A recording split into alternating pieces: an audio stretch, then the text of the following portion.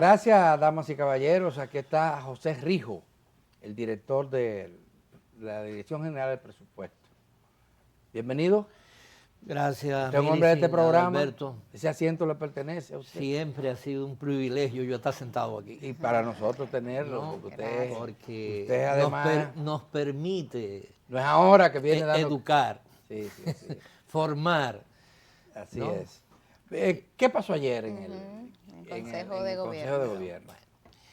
Conforme a la Ley Orgánica del Presupuesto, hay un calendario presupuestario. Ese calendario presupuestario comienza en marzo, donde se le hacen la política, se le instruye. En marzo del año anterior. En marzo de este, sí. Sí, de este para el otro. Desde marzo de este año comenzamos la formulación del presupuesto del 2026. Entonces, conforme a la Ley Orgánica del Presupuesto, antes de la primera semana, a más tardar la primera semana de julio, debe aprobarse la política presupuestaria para el año siguiente. Y esa política presupuestaria tiene que ser presentada por el ministro de Hacienda, a más tardar el día 30, ¿no? De junio. De junio. Entonces, como ya estamos finalizando y la semana que viene hay una serie de compromisos, pues se adelantó el conocimiento de la política presupuestaria, unos días, digamos, conforme a la ley. ¿Y qué es la política presupuestaria? Pues son los grandes lineamientos que se va a tener en la formulación del presupuesto, sobre la cual la Dirección General de Presupuesto ahora, a más tardar el 15 de julio, les remite a las instituciones sus topes institucionales. Para que ellos, a partir de esos topes institucionales, sobre la base de todas las estructuras programáticas que hasta este mes se estuvo trabajando en cada institución, defina sus prioridades y distribuya su tope institucional. Entonces, para elaborar eso, ¿de qué se parte? Se parte de un marco, de un panorama macroeconómico.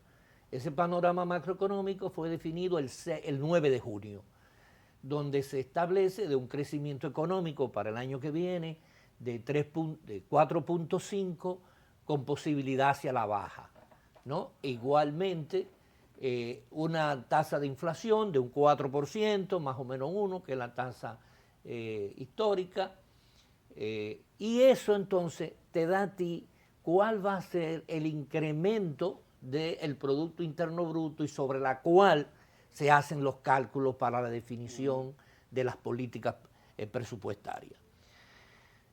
El dólar se prevé que para final del año que viene anda por alrededor del 63%, el petróleo pueda estar en un 55 dólares por el barril de petróleo. Es decir, este marco macroeconómico que se va revisando, porque las mismas incertidumbres internacionales nos obliga a revisar este marco. ¿Y cuáles son, dentro de ese panorama que nos presenta, las prioridades que tendría el presupuesto? Entonces, partimos primero de que para elaborar el tope institucional desde la Dirección General de Presupuestos tiene que definir la política de gasto. Sí. Y esa política de gasto está determinada primero por la Ley de Responsabilidad Fiscal. ¿Qué dice la Ley de Responsabilidad Fiscal? Que es una ley nueva. Es una ley que estuvimos demandando nosotros por muchos años, porque era un mandato de la Estrategia Nacional de Desarrollo, y es el único mecanismo mediante el cual el gobierno va a ir disminuyendo los déficits y, por lo tanto, la necesidad de endeudamiento, y teniendo más margen en lo que se llama el gasto primario.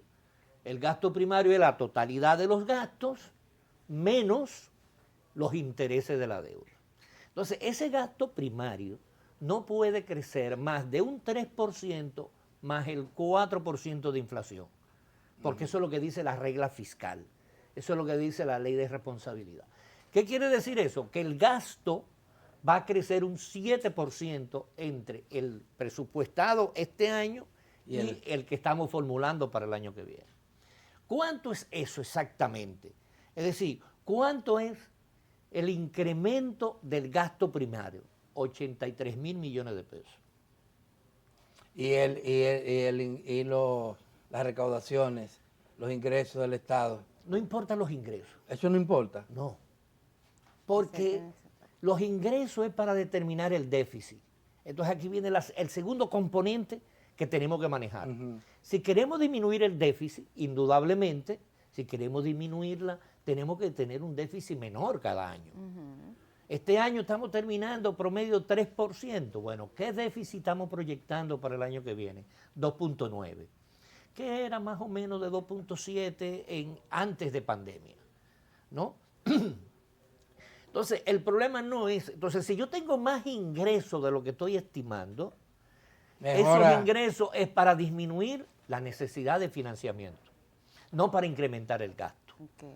Entonces, esos 83.000 millones de pesos de gasto, de incremento del gasto primario, ¿dónde se van originalmente?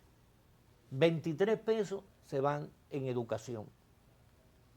De esos, para ponerlo así, de 83.000 millones, 23.000, pero como eso es tan grande, vamos a hablar de 83 pesos. Okay. Es decir, el presupuesto del año que viene se va a aumentar en 83 ¿Y el resto? pesos. 23 pesos son para educación. Deuda. 17 pesos, no, porque los intereses no se cuentan, Okay. porque es fuera de los intereses, ¿no? Okay. 17 pesos para salud. Y ahí viene tanto el incremento salarial de todo el sistema de salud, Ahí es que se gasta. como los impactos que Pero tiene es nuevos incrementos. la transferencia. Nuevos Hay un incrementos. 5% más de incremento para todo el sector a partir de enero. Más la transferencia para cubrir el aumento de la cápita que se le ha hecho al subsidiado a través de SENASA. Sí, eso te está dando a ti 17 pesos. 17 pesos para el subsidio eléctrico y las pensiones de incremento. Es decir, estamos incrementando unos 13.000 millones de pesos el subsidio eléctrico. Gracias, Ay, Tania. muchas gracias. El cafecito Santo Muy oportuno. Domingo. Sí, el cafecito el Santo café, Domingo. Sí, mueve la Claro. economía de café. Entonces, 17 pesos te dijimos por subsidio. Ya van 23 más 17 son 40. Más 17, 54. Tenemos 9 57. pesos. 9 pesos para el subsidio eléctrico, para la reforma de la policía y defensa. 9 pesos. 4 pesos para el Banco Central. Eso te da 70 pesos de 83. ¿Cuánto me quedan? 13. 13 pesos. Ahora, de esos 13 pesos, el Estado tiene unos compromisos para el año que viene que necesariamente tenemos que priorizar. ¿Cuál compromiso tenemos que priorizar? Bueno, los Juegos Centroamericanos y del Caribe que el país asumió que lo iba a celebrar en República Dominicana. Y eso puede representar unos 3.000 millones de pesos. Pero el Estado tiene un compromiso a través de la Junta Central Electoral de la nueva cédula de identidad y electoral. Y ahí son como 4 o 5. Entonces ya me queda, de los 13, me quedan 5 para 27 capítulos distribuir el incremento. Entonces, ¿cómo determinamos cuánto se va a incrementar? Bueno, vamos a darle un 1% de incremento a gasto de capital no asociado a proyectos. Vamos a darle un 1% de incremento a bienes y servicios, porque hay un asunto natural, y un 1% remuneraciones. Tú me dices remuneraciones, ¿y por qué? Por muy simple.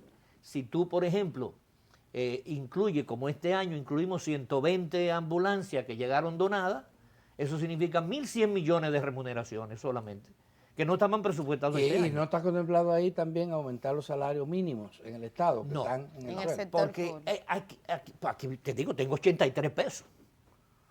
Para incrementar el salario mínimo hasta 15.000 pesos, por ejemplo, eso tiene un impacto inmediato en las pensiones, que las mínimas son de 10.000. Si el salario mínimo es 10.000 y lo subimos a 15.000, la pensión mínima va a subir a 15.000. Sí. Pero, Rijo, Y la pensión solidaria, que es el 60% de la mínima, ¿no? También se sube. sube a 9.000. Entonces, eso te implica una necesidad de alrededor de 14.000 millones de pesos. pero eso tiene el Estado que buscarlo. Entonces, ¿de dónde? ¿Cómo lo buscamos? Reduciendo gastos, y es lo que hemos tratado de hacer en esta No podemos disminuir el gasto de capital, que lo seguimos manteniendo con una proyección de un 2.2% del Pero PIB, que es muy ese poco tema, todavía. yo Deberíamos pensaba, aumentarlo. Debería yo pensaba aumentarlo. que Pero los intereses nos llevan el tema 3.7 del PIB. ese tema de los salarios mínimos en el sector público, la necesidad de aumentarlo significativamente, yo creo que ya no estaba en discusión. ¿Por qué es tan evidente la necesidad de hacerlo? Bueno. Porque cómo un empleado público puede vivir con 12.000, con pesos. 14.000 pesos. Y hasta con 10.000. ¿Cómo un pensionado puede sobrevivir? Con 6.000 pesos. No, pero eso no tiene... Con 6.000, eso no una puede, pensión eso no solidaria puede. son Y sobre 6.000. todo porque el Estado pierde calidad. Es cierto que el gobierno, uno de los méritos que hay que atribuirle es el hecho de aumentar el salario real de los trabajadores del sector privado.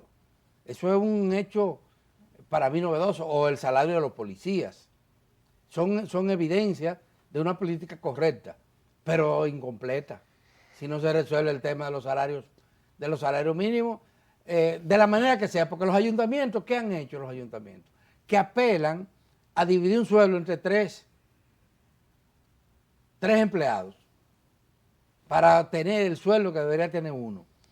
Y eso pues, Rijo, eso es intolerable ya. Mira, cuando uno analiza los datos, te volvemos otra vez a la necesidad de la reforma De fiscal. aumentar los ingresos. No, No hable de eso porque el presidente no quiere que se hable de eso ya. no, ¿por qué? Porque es que hay una rigidez muy grande en el presupuesto. Nosotros ahora mismo, dentro de las medidas que se está tomando... Rijo, dentro nosotros de te las hemos medidas- oído a ti decir eso antes, durante y ahora. Toda mi vida. Toda la vida. Porque yo veo Y, los eso, números. y mucha gente coincide contigo. Yo veo los números. Pero ese es un pleito que lo perdiste. No se ha perdido todavía. Estamos trabajando. Bueno, el presidente dice y que tenemos lo que- insistiendo. Pero yo lo que quiero es que nosotros tenemos una rigidez del presupuesto muy Sí. grande. Mira, gasto comprometido de entrada es 1.101.000 millones de pesos. 1.101.000 millones de pesos. Que no lo podemos mover. Y tenemos 1.500.000.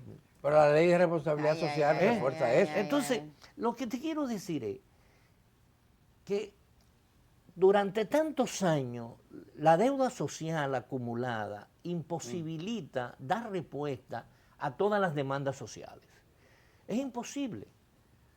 Si no hay, y eso comenzamos, te digo, una de las políticas que se está definiendo es que las remuneraciones, por ejemplo, quedan de que aumentos salariales en los niveles, ¿no? Sí, porque hay una, digamos, una necesidad de racionalización de la nómina. Tú dices salario mínimo. Bueno, pero ¿qué hacen los salarios mínimos? ¿Cuáles son las funciones? Es probable que en una institución que necesita 10 conserjes, es probable que tenga 15. Sí, es lo que estoy hablando de los ¿no? ayuntamientos. Que tenga 15. Pero ¿qué pasa? Si tiene 15 y necesita 10, de acuerdo a su estructura, deberían de votarse esos 5 para poder con ese salario, con esos recursos, aumentar a los 10 que quedan, que son los que realmente trabajan. Es decir, es una Si lo situación... nombran, tienen que pagarle un salario Está bien, mínimamente pero lo que te quiero decir es que aceptable. ahora, y hemos venido trabajando en lo que llamamos racionalización de la nómina. Y la racionalización de la nómina es, cada día, y ahora con el ministro Sidmund, hemos venido avanzando mucho más en este tiempo para que la estructura de puesto y de cargo esté definida claramente en cada institución. Yo no puedo tener un personal que no esté acorde con la misión de la institución. Yo tengo que tener un personal que me va a rendir para lo que yo doy como bien y servicio a la comunidad. Por ejemplo, yo no puedo tener en presupuesto, yo no puedo tener 50 choferes. ¿Por qué? Porque lo que yo tengo es un transporte para los colaboradores de allá que se manejan en 5 guaguas. Entonces yo no puedo tener más de 10 choferes. Y hablando de este ¿Me explico? tema, sí. Sí, lo entiendo. Entonces, ¿qué hemos hecho en presupuesto? Nosotros hemos querido dar el ejemplo desde presupuesto, de lo que es la racionalización de la nómina y de lo que es de la nivelación y adecuación de los salarios. En presupuesto nadie gana 10.000 pesos ni 14.000 pesos. Ahora yo tengo el personal que realmente yo necesito. Y los beneficios, yo encontré, por ejemplo, en la institución, un seguro internacional de unas 25 o 30 personas, ¿no? ¿Qué hice con ese seguro internacional desde que llegué? Lo quité. ¿Y qué hice con eso? Bueno, que a todos los colaboradores que se pusieron en SENASA, en el servicio, que tenían servicio básico el seguro básico de SENASA, le pagamos el complementario premium, con lo que 30 gente tenía Un seguro privilegiado. un seguro privilegiado, donde una de las personas me dijo, director, usted no sabe lo que te ha hecho conmigo. Yo ni visa tenía. Ay, padre amado. ¿Me explico? Es decir, es racionalizar y eso es un incremento salarial significativo para mis colaboradores. En el caso, Rijo, de las entidades, incluyendo ministerios, que se anunció serían fusionados, ¿ya se ve el impacto que en términos presupuestarios tendría a propósito de ese presupuesto del 2026?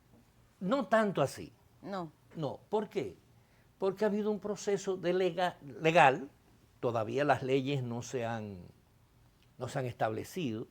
Nosotros tenemos que esperar, estamos esperando ahora que el primero sea la fusión del Ministerio de Economía con Hacienda, y ahí hay una reestructuración por completo, porque hay menos viceministerios, las actividades centrales van a estar todas en una sola unidad, no va a haber varias unidades comprando, y todo eso significa un ahorro. Pero ¿qué pasa? Que el presupuesto tiene su periodo. Nosotros el 15 de julio tenemos que mandar los topes institucionales para que se comience a trabajar con las nuevas estructuras programáticas, porque el presupuesto se formula por programa y cada programa tiene una serie de actividades y esas actividades están costeadas o los proyectos que tenga dentro de ese producto para llegar. Entonces todo eso es un trabajo que tiene que ser de aquí antes de septiembre, porque nosotros al 1 de octubre tenemos que someter el proyecto de ley. Si todavía no tenemos las leyes que fusionan, no podemos montar en el presupuesto la fusión, porque lo que nos ordena en la ley es el capítulo, ¿no? Es lo mismo, estamos trabajando, avanzando en las fusiones, en las definiciones de todo esto.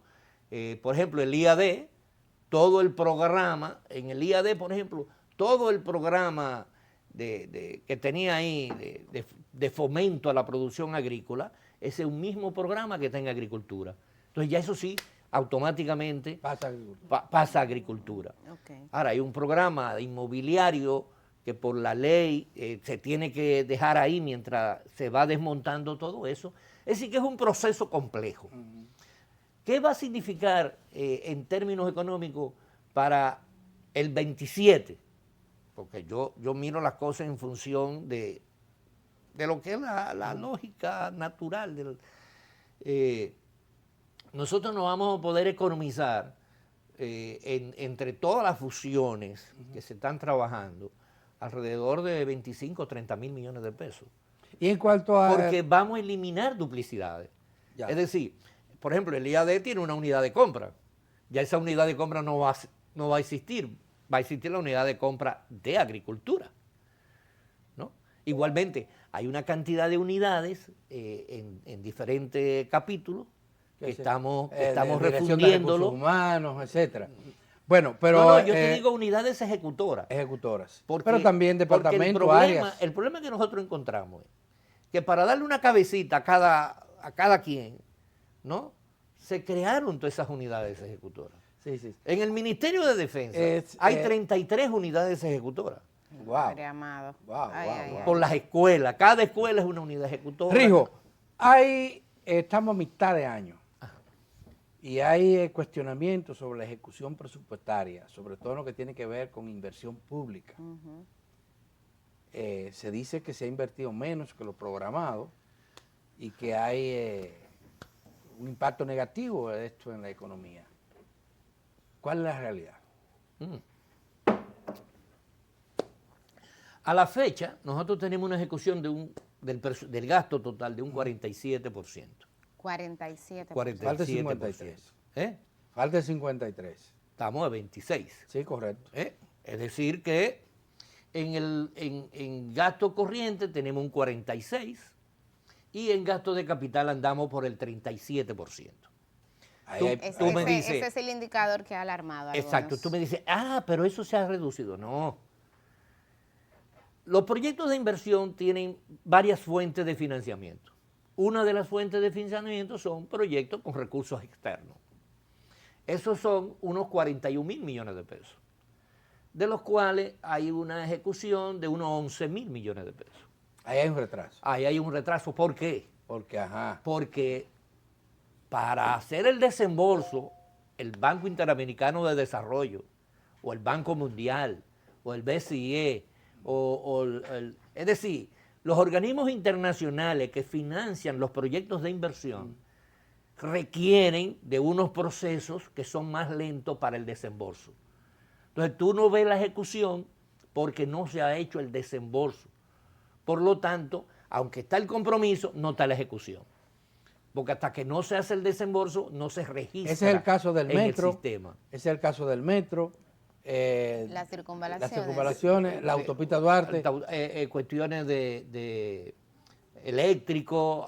Ahí hay alrededor de 2.000 millones de pesos, ¿no?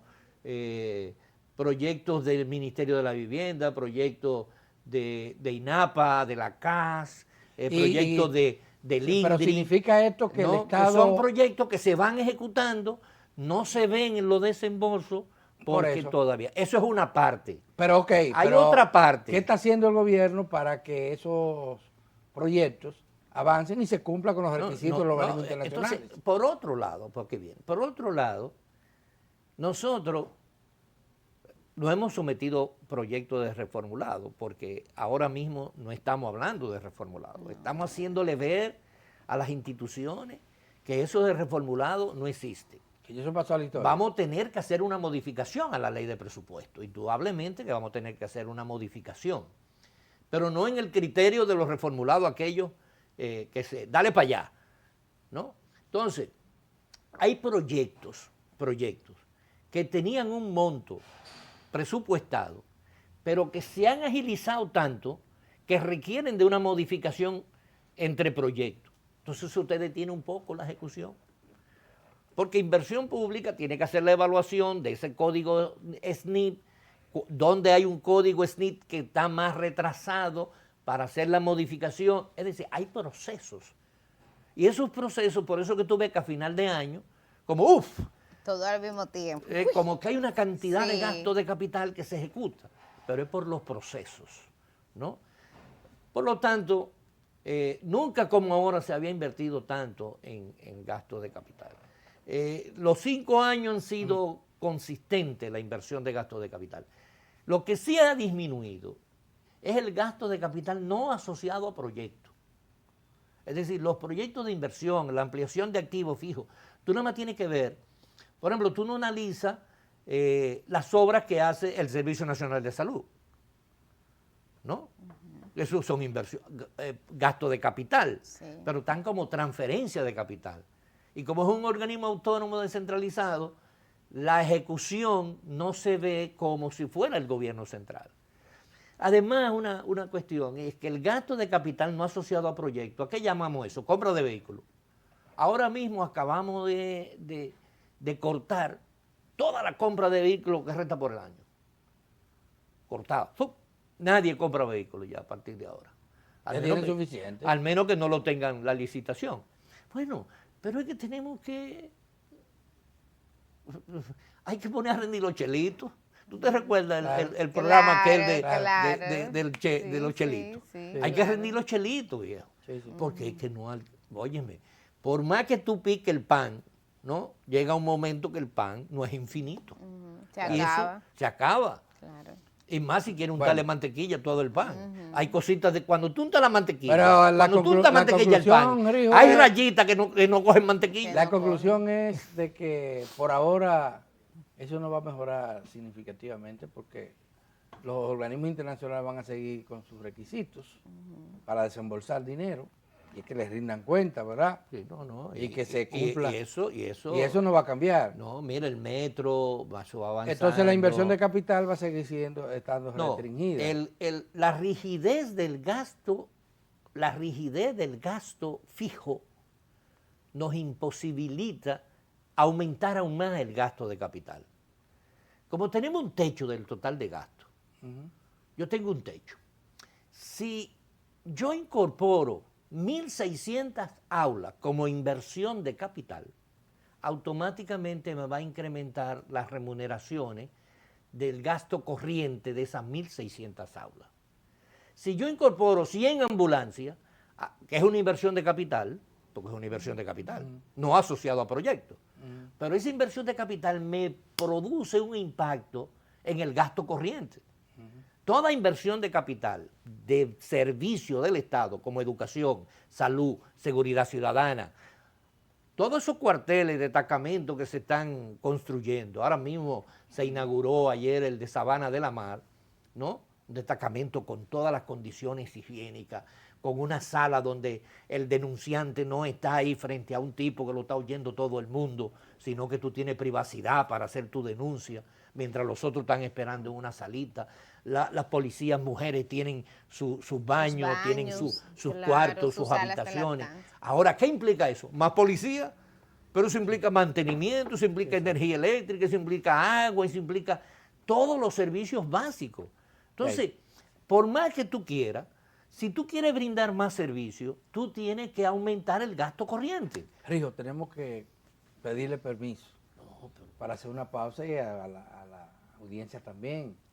Permiso de ustedes para una pausa de 1 minuto y volvemos a seguir conversando con el director de presupuesto.